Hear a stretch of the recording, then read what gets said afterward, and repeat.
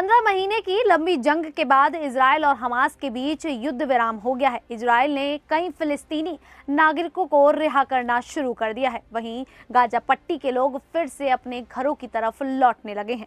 हालांकि युद्ध का खतरा अभी भी पूरी तरह से नहीं टला है। खबरों की माने तो हमास ने इजराइल की 4 महिला सैनिकों को रिहा कर दिया है। इजराइल और हमास के बीच संघर्ष विराम का पहला चरण शनिवार तक तो शांतिपूर्ण तरीके से आगे बढ़ रहा था, लेकिन फिलहाल इसमें एक बाधा आ गई है।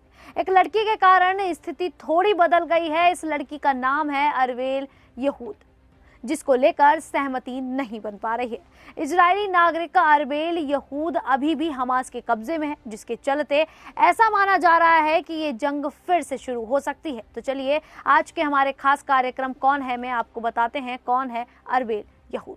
नमस्कार, मैं शालिनी और आप देख रहे हैं द न्यूज़ 15।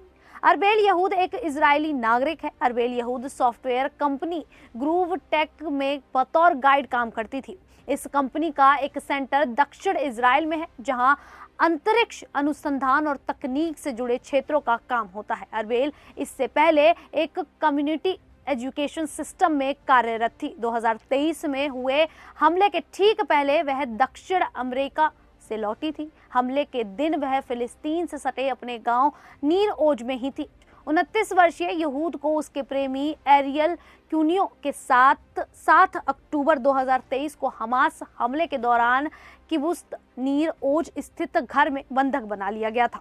उसके भाई डोलेव यहूद की भी हत्या कर दी गई थी। हालांकि लंबे समय तक यह माना जा रहा था कि उसे भी बंधक बनाया गया है, लेकिन बाद में डोलेव के अवशेषों की पहचान हो गई थी।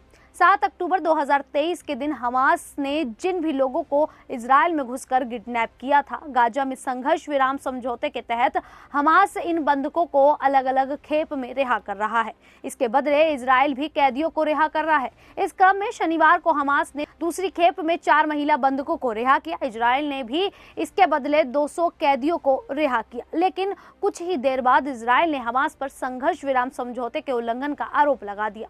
इजराइल का कहना था कि शनिवार को रिहा होने वाले बंधकों में अरवेल यहूद भी होनी चाहिए थी।